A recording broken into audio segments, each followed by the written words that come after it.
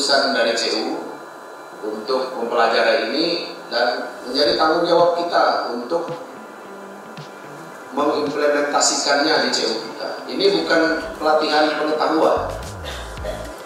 Kita tidak hanya hadir di sini untuk tahu saja, tapi apa yang kita ketahui hari ini, apa yang kita ketahui dalam pelatihan selama 2 hari ini adalah hal-hal yang perlu diimplementasikan, diterapkan di CU kita masing-masing secepatnya. Bahwa penerapannya di CU kita sudah memperoleh rumusan yang sempurna atau belum, itu soal berikutnya. Tetapi bahwa CU sudah menyadari ada hal yang harus kita segera tangani, karena dalam DCP ini sama dengan dalam dampak resolusi 27 dampak dan respon terhadap COVID-19, itu kita bukan hanya melihat diri CU-nya, tetapi kita melihat 3 hal. Yang pertama, individunya, anggota itu sendiri, perorangannya, member, ya. Itu harus menjadi fokus kita, menjadi perhatian kita. Tapi bagaimana kita membimbing para anggota supaya kalau waktu COVID-nya berat kemarin, supaya mereka selamat, supaya mereka tetap sehat, supaya mereka bisa tetap beraktivitas, berpenghasilan, dan seterusnya. Yang kedua, kita juga mau melihat bagaimana karyawan, manajemen, staf, pelayan anggota, karena itu yang langsung setiap hari berhadapan dengan para anggota. Ketika para anggota ketakutan, pasti karyawan juga ketakutan. Yang berikutnya, yang ketiga, kita melihat dari sisi CU-nya, dari sisi lembaganya, karena lembaga juga akan terdampak. Pertama kan kita mitigasi risikonya, bisnis harus tetap jalan, pinjaman harus tetap diberikan, tapi bagaimana memberikan pinjaman tidak bertemu langsung dengan orangnya. Pelatihan-pelatihan harus tetap jalan. Bisnis mengajarkan kepada kita bukan hanya berpikir hari ini, yang untuk hari ini, atau membahas masa yang lalu, tapi bagaimana orang mengambil keputusan untuk masa menjelang, masa mendatang yang belum dapat dilihat, belum dapat diramal secara pasti.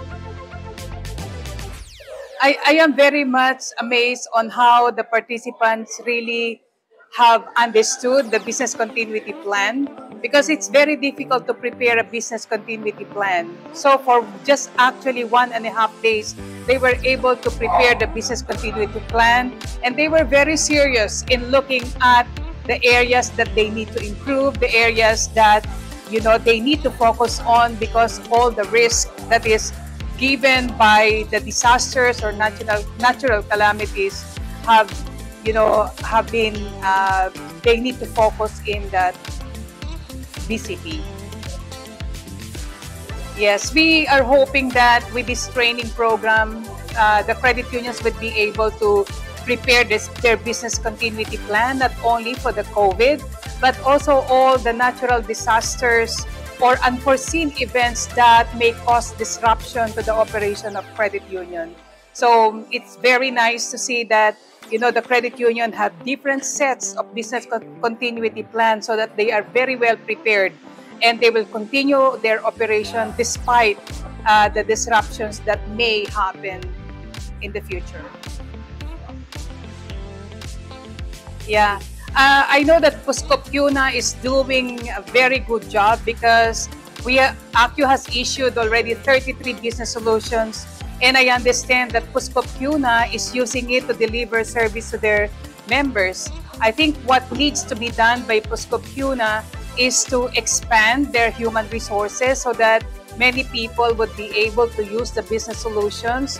Credit unions would have changing perspective in the operations, and so we always have to ensure that our human resources are ready to take those requirements needed by the credit unions. Yeah, I would like to greet on behalf of the members of ACU that we represent. It's a 50 million strong members in 35,000 credit unions.